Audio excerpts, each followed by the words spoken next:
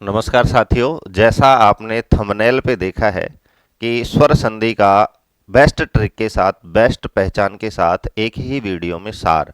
तो हाँ साथियों, चाहे आप हिंदी के विद्यार्थी हो, चाहे आप संस्कृत के विद्यार्थी हो, स्वर संधि यदि आपने पढ़ी है, देखी है और आपको फिर भी यदि कोई कंफ्यूज है, तो आज हम इस एक ही वीडियो में उस संपूर्ण स्वर संधि के सारे भेदों का सार लेकर आपके सामने प्रस्तुत हुए हैं। जैसा आप बोर्ड पे देख रहे हैं, हमने यहाँ पर सारे जो स्वर होते हैं वो यहाँ पर लिख लिए हैं। ए, आ, ई, ऊ, री, ए, ऐ, ओ, औ। इनको सबसे पहले हमें क्या करना है, लिख लिए हैं। इसके बाद हम देखते हैं कि एक वर्ण के साथ सभी जो स्वर हैं उनको मिला मिला के हम देखेंगे आज की इस वीडियो में, और आपको जो भी संधि बनती है उसकी एक पहचान और एक उदाहरण से उसको हम यहाँ पर क्लियर करेंगे। तो बिना किसी देरी के चलते हैं। तो सबसे पहले मैंने ए को गोला कर रखा है क्योंकि हमारा पहला जो स्वर है ए है। पहले हम ए के साथ सभी को मिलाकर देखते हैं और सभी संधियों का यहाँ पर हम नाम आपको बताएंगे। तो जैसा हम देखें यहाँ पर ए है, तो ए के साथ सबसे पहले हम खुद ए को ही यहाँ पर मिलाते हैं। तो इस तरह से हम देखते हैं, जब ए और ए को हम मिलाते हैं तो हमारा जो अक्षर आता है वो आता है आ। तो आपको याद रखना है कि ए के साथ जब हम ए को मिलाते हैं तो हमारा जो वर्ण आता है वो आता है आ, और इस संधि का नाम है दीर्घ संधि।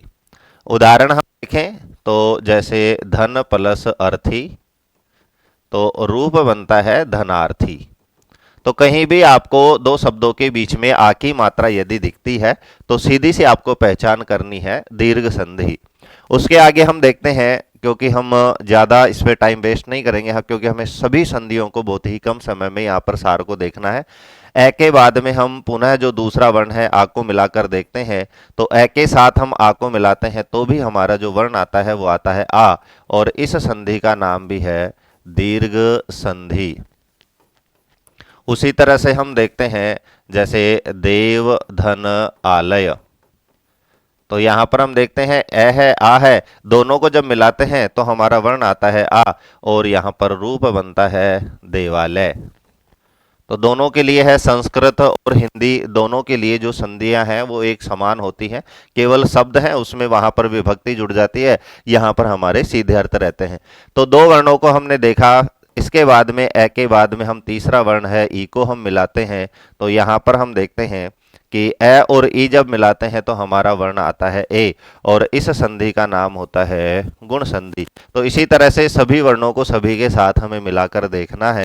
तो यहाँ पर हम देखेंगे, यहाँ पर होती है गुण संधि। और इस तरह से हम देखते हैं कि तस्य धन इच्छा, तो यहाँ पर देखते हैं ए है, इधर ई है, तो यहाँ पर बनेगा तस्येच्छा। दूसरा भी रूप बना सकते हैं राम धन इच्छा रामेच्छा। तो इस तरह से आप देखेंगे कि ए के साथ ई को हम मिलाते हैं तो हमारा बनता है ए। अब हम ए के साथ दीर्घ ई को मिलाते हैं तो भी हमारा रूप बनता है, एक एक को हम मिलाते जा रहे हैं। तो ए के साथ हम ई को मिलाते हैं तो हमारा रूप आता है ए, का नाम है गुण संधि। जैसे है राम धन ईश्वर, तो यहां पर आप देख सकते हैं ए है, दीर्घ ई है, तो हमारा बनता है रामेश्वर। तो इस तरह से ए के साथ में जब हम दोनों ई को मिलाते हैं तो हमारी संधि आती है गुण। ए के साथ ए को मिलाया दीर्घ, ए के साथ आ को मिलाया दीर्घ, ए के साथ ई को मिलाया गुण, ए के साथ दीर्घ ई को मिलाया गुण। इसी तरह आगे हम देखते हैं कि ए के साथ हम ऊ को मिलाते हैं तो हमारा जो वर्ण आता है वो आता है ओ, और इस संधि का नाम भी है गुण संधि। इसी तरह से हम देखते हैं, जैसे इसका उदाहरण देखते हैं तो जल धन ऊष्मा या ऊर्जा, कुछ भी यहाँ पर शब्द ले सकते हैं, तो हमारा रूप बनेगा जलोष्मा। तो ओ वहाँ पर हमें करना है। ए के साथ में हम दीर्घ ऊ को मिलाते हैं तो भी हमारा वर्ण आता है ओ, और इस संधि का नाम भी है गुण संधि। जल धन ऊर्मी, रूप बनता है जलोर्मी। तो यहाँ पर आप देखेंगे कि ए के साथ जब हम इन चार वर्णों को मिलाते हैं ई ऊ, तो हमारी सेम संधि आती है गुण संधि। और इसकी जो पहचान है, यदि ए की मात्रा हमें दिख रही है, ओ की मात्रा हमें दिख रही है, सिंगल मात्रा भी इसको कई तरीके से याद करते हैं कि एक मात्रा दिख रही है, तो यहाँ पर हमें पहचान कर लेना है गुण संधि है। टुकड़े करेंगे, ए की मात्रा दिख रही है तो इधर ई हमें लगाना है, ओ की मात्रा दिख रही है ऊ इधर हमें लगाना है, पूर्व में ए या आ लगाना है। तो ए के साथ हमने ऊ तक यहाँ पर देखा है। उसके बाद में ए के बाद हम री को मिलाते हैं तो हमारा जो वर्ण बनता है वो बनता है अर, और इस संधि का नाम भी है गुण संधि। जैसे देव धन ऋषि और रूप बनता है देवर्षि। तो फटाफट इसको आप स्क्रीनशॉट ले सकते हैं, उसके बाद में आप अपने नोट्स में यहाँ पर लिख सकते हैं। तो यहाँ पर इधर हम सिर्फ ए ले रहे हैं, उसके साथ सभी वर्णों को हम मिलाकर देख रहे हैं। आगे हम चलते हैं कि ए के बाद में मैं इधर से इनको मिटा देता हूँ और दूसरे वर्णों को हम शामिल करते हैं,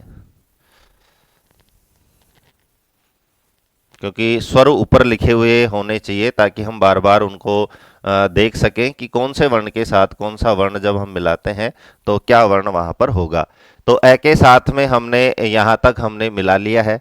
अब ए के बाद में हम ए यदि मिलाते हैं तो हमारी जो वर्ण आता है वो आता है आई, और इसको हम कहते हैं वृद्धि संधि। जैसे जन धन एकता और रूप बनता है जनैकता। तो पहचान भी यहाँ पर आपको साथ में लेनी है। ऐ की मात्रा यदि हमें दिख रही है तो उसको हम वृद्धि संधि कहते हैं। ए के बाद में हम ऐ को मिलाते हैं तो भी हमारा जो वर्ण आता है वो आता है ऐ, और इस संधि का नाम भी है वृद्धि संधि। जैसे जन धन ऐक्यम और बनता है जनैक्यम। तो इस तरह से देखते हैं कि ऐ की मात्रा कहीं भी हो तो उसे हम वृद्धि संधि कहते हैं। तो यहाँ तक हम ए के साथ पहुँच चुके हैं। ए के बाद में यदि ओ यदि आता है तो हमारा जो वर्ण आता है वो आता है औ, और इस संधि का नाम भी है वृद्धि संधि। जैसे जल धन औषधि और रूप बनता है जलौषधि। विसर्ग मैं नहीं लगाऊंगा क्योंकि हिंदी भी हम साथ में पढ़ रहे हैं। तो यहाँ पर आप देखेंगे कि जल धन औषधि को मिलाते हैं तो रूप बनता है जलौषधि। तो दो मात्रा यदि दिख रही है, चाहे वो ऐ की मात्रा हो चाहे औ की मात्रा हो, वृद्धि संधि उसको हम कहते हैं। ए के बाद में स्वयं औ को भी हम मिलाते हैं तो भी हमारा रूप बनता है औ, और इस संधि का नाम भी है वृद्धि संधि। जैसे जन धन औतसुक्यम, रूप बनेगा जनौत सुक्यम। तो इस तरह से आप देखें तो ए के साथ में यदि हम चार वर्णों को मिलाते हैं तो यहाँ पर हमारी जो संधि है वो आती है वृद्धि संधि। तो ए हमारा कंप्लीट हो चुका है और सब कुछ मैंने इसमें बता दिया है कि ए के साथ ए को मिलाएंगे दीर्घ संधि, ए के साथ आ को मिलाएंगे दीर्घ संधि, ए के साथ ई ये चार वर्णों को पांच वर्णों को मिलाते हैं गुण संधि, ए के साथ लास्ट के चार वर्णों को मिलाते हैं तो हमारी जो संधि निकल कर आती है वो आती है वृद्धि संधि। ए का यहाँ पर हमारा जो कार्य है वो हम कंप्लीट कर चुके हैं। अब हम इसी तरह से हम दूसरा वर्ण लेंगे। पूरा वीडियो आपको देखना है ताकि सभी संधियों का जो सार है वो आपको यहाँ पर मिल सके और अपने नोट्स में उसको आपको शामिल करना है। दूसरा वर्ण था हमारा आ। अब आ के साथ में पुनः हमें यहाँ से स्टार्ट करना है कि आ के साथ ए आता है तो हमारा जो वर्ण आता है वो आता है आ। तो कहीं भी आ दिखता है तो उसकी जो संधि का नाम है वो है दीर्घ संधि। उदाहरण हम अब यहाँ से लिखना बंद करेंगे क्योंकि केवल हमें यहाँ पर वर्णों को देखना है। उदाहरण हम एक साथ आपको उपलब्ध करवा देंगे। तो ए या आ के बाद में आ आता है तो दीर्घ संधि, आ के बाद में स्वयं आ आता है तो संधि का नाम है, वर्ण आएगा हमारा आ और संधि का नाम है दीर्घ संधि। आ के बाद में तीसरा वर्ण है ई, हमारा वर्ण आएगा ए और नाम है गुण संधि। आ के बाद में दीर्घ ई है तो वर्ण आएगा ए, संधि का नाम है गुण संधि। आ के बाद में ऊ आ रहा है तो हमारा वर्ण आएगा मिलकर ओ, संधि का नाम है गुण संधि। आ के साथ में दीर्घ ऊ हमें मिलाते हैं तो हमारा आता है ओ, संधि का नाम है गुण संधि। आ के बाद में री यदि आता है तो हमारा आता है अर और संधि का नाम है गुण संधि। कहीं कहीं पर ए या आ के बाद में री आता है तो वृद्धि भी होती है, वो स्पेशल उसका है, संस्कृत में है, हिंदी में नहीं है, तो आपको सिर्फ इतना समझना है। ये हमने आ लिखा है इधर सभी, और आ के साथ हम सभी वर्णों को मिलाते हैं। इसके साथ इधर क्योंकि उदाहरण लिखे नहीं है तो जगह है, तो आ के साथ हम ए को मिलाते हैं तो हमारा वर्ण आता है ऐ, और संधि का नाम है वृद्धि। आ के बाद में हम ऐ को मिलाते हैं तो हमारा वर्ण आता है ऐ, संधि का नाम है वृद्धि। आ के बाद में हम ओ को मिलाते हैं, वर्ण आता है औ, और संधि का नाम है वृद्धि। आ के बाद में हम औ को मिलाते हैं तो हमारा वर्ण आता है औ, और संधि का नाम है वृद्धि। तो ये हमारा सेकंड वर्ण था आ के साथ हमने एक साथ यहाँ पर लिख दिया है कि आ के साथ आप इसका स्क्रीनशॉट ले सकते हैं कि आ के साथ अन्य स्वरों को जब मिलाते हैं तो कौन सी संधि वहां पर आती है। तो इस तरह से ये था आ। उसके बाद में हम चलेंगे ई की तरफ कि ई के साथ हम सभी वर्णों को मिलाकर देखते हैं तो कौन सी संधि यहाँ पर आती है। ये इसलिए हमने लिया है ताकि हमारा जो रिवीजन है वो हो जाए। तो यहाँ पर हम लेते हैं पहले ह्रस्व ई। तो ई के साथ पुनः यहाँ से स्टार्ट करते हैं कि ई के साथ ए आता है तो ई के स्थान पर हो जाता है य, और इसको हम कहते हैं यण संधि। ई के बाद में हम लेते हैं आ, तो ई के स्थान पर हो जाता है य, और इसको हम कहते हैं यण संधि। अभी तक जो संधि थी वो हमारी एकादेश संधि थी। एकादेश का मतलब कि जैसे ए के साथ हम सबको देख रहे थे तो एक वर्ण वहां पर मिल रहा था, आ के साथ हमने सबको मिलाया तो दोनों मिलकर एक वर्ण हुआ था। इसी तरह से अब ई के साथ देखें तो ये एकादेश नहीं, ये यहाँ इस पर आदेश हो रहा है, फिर हम वर्ण सम्मेलन यहाँ पर करते हैं। ई के बाद में अब देखो स्पेशल आता है कि ई के बाद में स्वयं ई आता है तो यहाँ पर होता है दीर्घ ई, और इसको हम कहते हैं दीर्घ संधि। ई के बाद में दीर्घ ई यदि आता है तो बनता है दीर्घ ई, और संधि का नाम है दीर्घ संधि।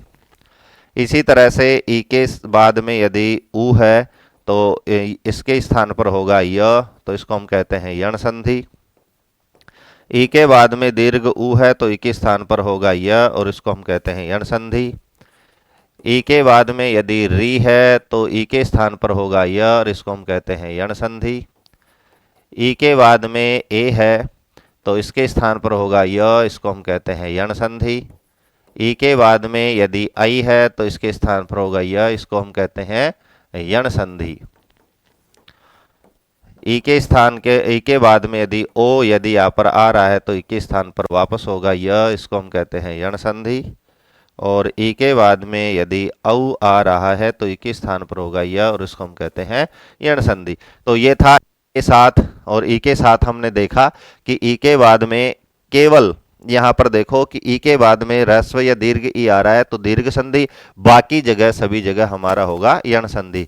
इसी तरह से हमारा अगला वर्ण है दीर्घ ई, और दीर्घ ई के साथ में हम सभी को जोड़ते हैं तो हमारी सेम संधि यहाँ पर आती है।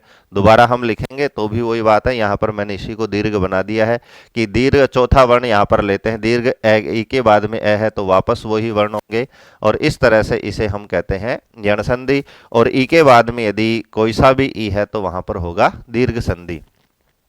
अब यहाँ पर हम लेते हैं अगले जो वर्ण है हमारे ऊ, उसको हम ग्रहण करते हैं।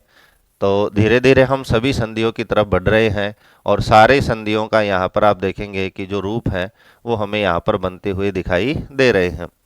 तो यहाँ पर 4 वर्ण हमने ले लिए हैं, 5वां वर्ण है ऊ। ऊ के बाद पुनः यहाँ से स्टार्ट करते हैं ए, तो ऊ के स्थान पर होता है व, और इसको हम कहते हैं यण संधि। उसी तरह से ऊ के बाद में आता है आ, तो भी हमारा वर्ण आता है व, और इसको हम कहते हैं यण संधि। ऊ के बाद में आता है ई, तो भी हमारा ऊ के स्थान पर होगा व, और इसको हम कहते हैं यण संधि। ऊ के बाद में हमारा आता है दीर्घ ई, तो हम करेंगे व, और इसको हम कहते हैं यण संधि। ऊ के बाद में हमारा ह्रस्व ऊ है तो हमारा हो जाएगा दीर्घ ऊ, संधि का नाम है दीर्घ संधि। और ऊ के बाद में यदि दीर्घ ऊ है तो हमारा हो जाएगा दीर्घ ऊ, संधि का नाम है दीर्घ संधि। ऊ के बाद में यदि हमारा आ रहा है री, तो यहाँ पर हो जाएगा व, और इसका नाम है यण संधि। ऊ के बाद में यदि आ रहा है ए, तो यहाँ पर हो जाएगा व, संधि का नाम है यण। ऊ के बाद में आई, तो हम कर देंगे उ के स्थान पर व, संधि का नाम है यण। उ के बाद में यदि आ रहा है ओ तो हो जाएगा व, संधि का नाम है यण संधि। उ के बाद में यदि आ रहा है औ तो हम कर देंगे व और संधि का नाम है यण संधि। स्क्रीनशॉट आप ले सकते हैं कि उ के साथ हम कौन से वर्ण को मिलाते हैं तो हम कौन सा वर्ण वहां पर करते हैं। इसी तरह से जैसे हमने दीर्घ ई के साथ किया था, यदि दीर्घ उ हमारा पूर्व में है और इनके बाद कोई सा भी वर्ण आ रहा है तो हमें सेम वहां पर ये कार्य करना है। अपवाद को छोड़कर हम इस संधियों को पढ़ रहे हैं, कई जगह जो अपवाद है उनको हम स्पेशल आपको सार के रूप में बताएंगे। तो यहाँ पर हम पहुंच चुके हैं यहाँ तक। अब अगला हमारा वर्ण है री। तो री के साथ कौन सा वर्ण यदि मिलता है तो कौन सी संधि वहां पर हमें करनी है।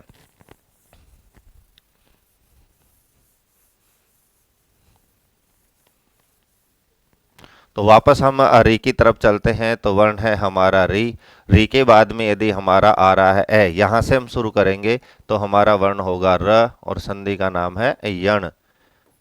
री है, री के बाद में यदि आ रहा है आ तो हम करेंगे रे, संधि का नाम है यण। री के बाद में यदि ई है तो हम करेंगे र, संधि का नाम है यण। और री के बाद में दीर्घ ई है तो भी हम करेंगे र, संधि का नाम है यण। री के बाद में ऊ है तो हम करेंगे र, संधि का नाम है यण। री के बाद में दीर्घ उ है तो भी हम करेंगे र, संधि का नाम है यण। इसके बाद में री के बाद में यदि आ रहा है स्वयं री तो इसके स्थान पर हम करेंगे दीर्घ री और संधि का नाम है दीर्घ संधि। उसके बाद में री के बाद में यदि आ रहा है ए तो हम री के स्थान पर करेंगे र और संधि का नाम है यण संधि। री के बाद में यदि आ रहा है आई तो हम करेंगे र और संधि का नाम है यण संधि। री के बाद में यदि आ रहा है ओ तो हम करेंगे र और संधि का नाम है यण संधि।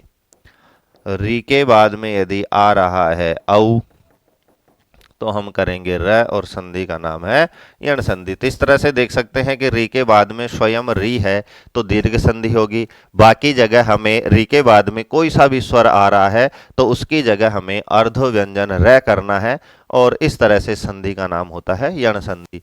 तो री तक हम पहुंच चुके हैं। इसके बाद में हम चलेंगे, इसको आप अपनी नोटबुक में एक जगह लिख करके इनका अभ्यास कीजिए, बहुत आसान होगा आपके लिए पढ़ना स्वर संधि को। इसी तरह से हम व्यंजन संधि का सार भी बाद में देखेंगे। तो अब आता है हमारा वर्ण ए। ए के बाद में यदि ए है तो ए के स्थान पर हम कर देंगे आय और इसका जो नाम है वो है अयादि। इसी तरह से ए के बाद में यदि आ रहा है आ तो ए के स्थान पर हम कर देंगे आय और संधि का नाम है अयादि। ए के बाद में यदि आ रहा है ई तो भी हम कर देंगे आय और संधि का नाम है अयादि। और ए के बाद में यदि आ रहा है दीर्घ ई तो भी हम कर देंगे आय और संधि का नाम है अयादि। इस तरह से जो भी चीज़ शॉर्ट है उसको हम टाइम वेस्ट ना करते हुए अब ए का जो कारण है सबके साथ कोई सा भी वर्ण लगाएंगे तो हमारा वर्ण होगा आय। तो सभी के साथ हमें आय करना है। यहाँ पर जैसे दीर्घ संधि की तरह नहीं है कि ई के बाद ई आ रहा है तो हमें दीर्घ करना है। ए के बाद में इनमें से कोई सा भी वर्ण आ रहा हो तो हमें क्या करना है, आय करना है और संधि का नाम है अयादि। इसी तरह से अगला जो वर्ण है वो है हमारा आई। आई के बाद में चाहे ए हो, चाहे आ हो, चाहे ई हो, चाहे दीर्घ ई हो, ऊ हो, चाहे दीर्घ ऊ हो, कोई सा भी इनमें से वर्ण हो तो एक के स्थान पर हम कर देते हैं आय और संधि का नाम है अयादि। इसी तरह से अगला वर्ण हमारा है ओ। ओ के बाद में चाहे ए हो, चाहे आ हो, चाहे ई हो, चाहे दीर्घ ई हो, कोई सा भी इनमें से वर्ण है तो हम ओ की जगह कर देते हैं अव और संधि का नाम है अयादि। इसी तरह से अगला जो वर्ण है हमारा औ, लास्ट वर्ण है औ। और औ के बाद में चाहे ए, आ, ई, कोई सा भी वर्ण हो तो हम औ के स्थान पर कर देते हैं आव और संधि का नाम है अयादि। तो साथियों कैसी लगी आज की क्लास? सभी वर्ण हमने यहाँ पर शामिल किए थे और रही उदाहरणों की बात, यदि उदाहरणों को हम शामिल करते हैं तो हमारा जो वीडियो है वो बड़ा हो जाता है। एक हम आपको जो पीडीएफ है वो उपलब्ध करवा देंगे। सारे जो मैंने जिस तरह से इसको डायग्राम बनाया है उसी तरह से एक एक उदाहरण में आपको जो वीडियो की जो लिंक होगी, अगला जो वीडियो होगा उसमें आपको उदाहरण बनाकर मैं वहां पर उपलब्ध करवा दूंगा। तो आज के लिए इतना ही। आज का जो वीडियो है जिसमें हम स्वर संधि का कंप्लीट सार पढ़े थे कि कौन से वर्ण के साथ कौन सा वर्ण मिलता है तो कौन सी संधि होती है, सारा मैंने शॉर्ट में समझाने का, एक छोटे से वीडियो में समझाने का प्रयास किया है। मिलते हैं इसी तरह के वीडियो के साथ अगली क्लास में। तब तक के लिए धन्यवाद।